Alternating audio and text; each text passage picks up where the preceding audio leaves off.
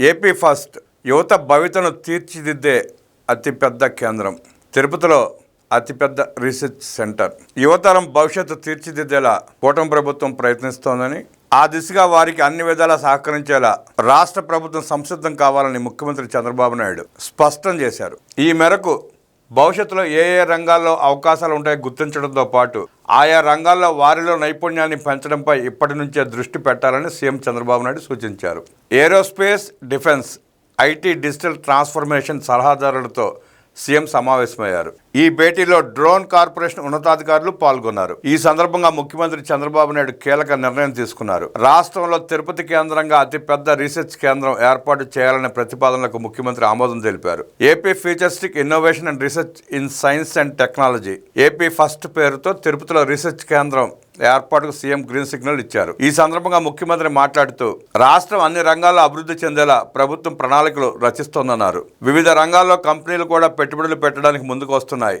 Aerospace, defence, space technology, AI, cyber security, semi కండక్టర్ల devices, సెన్సార్లు, quantum technology, health care, biotechnology, green energy, rural area technology వంటి రంగాలు భవిష్యత్తులో కీలకం కానున్నాయి. రాష్ట్ర ప్రభుత్వం కూడా దీనికి అనుగుణంగా పాలసీలు రూపొందిస్తోంది. ఆయా రంగాల్లో పెట్టుబడులు పెట్టే కంపెనీలను ప్రోత్సహిస్తోంది. దేశంలో తొలిసారిగా గ్రీన్ ఎనర్జీ రంగంలో గ్రీన్ అమోనియా ప్లాంట్ కాకినాడలో ఏర్పాటు చేయబోతున్నాం. ఈ తరహాలో కొత్త ఆవిష్కరణలకు వివిధ స్టార్టప్ కంపెనీలకు రాష్ట్రం వేదికగా నిలవాల్సిన అవసరం ఉంది.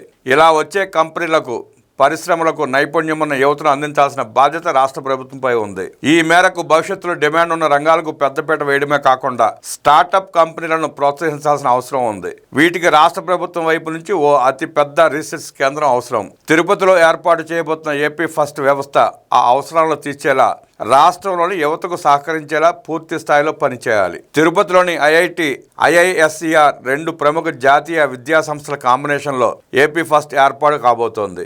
దీన్ని అత్యంత ప్రతిష్టాత్మకంగా తీర్చిదిద్దాలి.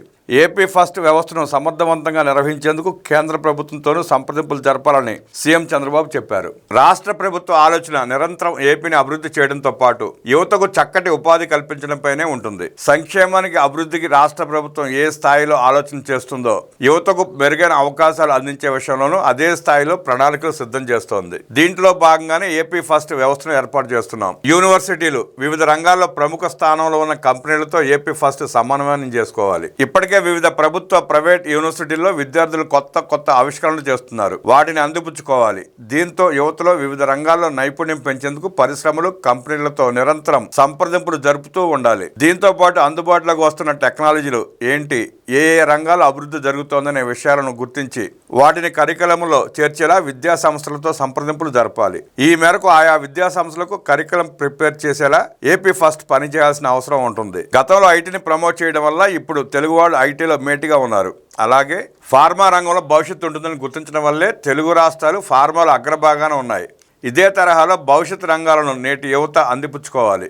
దానికి రాష్ట్ర ప్రభుత్వం ప్రణాళికలు సిద్ధం చేస్తోంది. యువత భవిత కోసం స్టార్టప్ కంపెనీలకు మరింత చేయూతనివ్వడం కోసం ఏపీ ఫస్ట్ వ్యవస్థ కృషి చేయాలి. డ్రోన్ కార్పొరేషన్ను మరింత బలోపేతం చేయాలి. ప్రకృతి వైపరీత్యాల సందర్భాల్లో డ్రోన్లను వినియోగించి బాధితులకు సేవలు అందించాం. ఇప్పుడు అంతకు మించిన స్థాయిలో డ్రోన్లను వినియోగించుకుని ప్రజలకు సేవలు అందించేలా చూడాలి. వ్యవసాయం, మెడికల్ ఎమర్జెన్సీ వంటి వాటిల్లో డ్రోన్ల వినియోగం పెరగాల్సిన అవసరం ఉంది. ఇవన్నీ ఫ్యూచర్ టెక్నాలజీలు, కానీ వీటికి మనం ఇప్పటి నుంచే సంసిద్ధం కావాల్సి ఉంది. వివిధ దేశాల్లో డ్రోన్ల ద్వారా ఎలాంటి సేవలు అందుతున్నాయనే అంశాన్ని పరిశీలించాలి, అధ్యయనం చేయాలి. టెక్నాలజీ విషయంలో ఎప్పటికప్పుడు అప్డేట్ అవుతూ ఉండాలి. టెక్నాలజీని అందరూ అందిపుచ్చుకున్నాక మనం అప్పుడు మేల్కొనే కంటే ముందుగానే టెక్నాలజీని అందిపుచ్చుకునేలా మన వ్యవస్థలను సిద్ధం చేయాలి. డ్రోన్ కార్పొరేషన్ నిపుణులతో కూడిన సలహా బృందాన్ని ఏర్పాటు చేసుకోవాలి.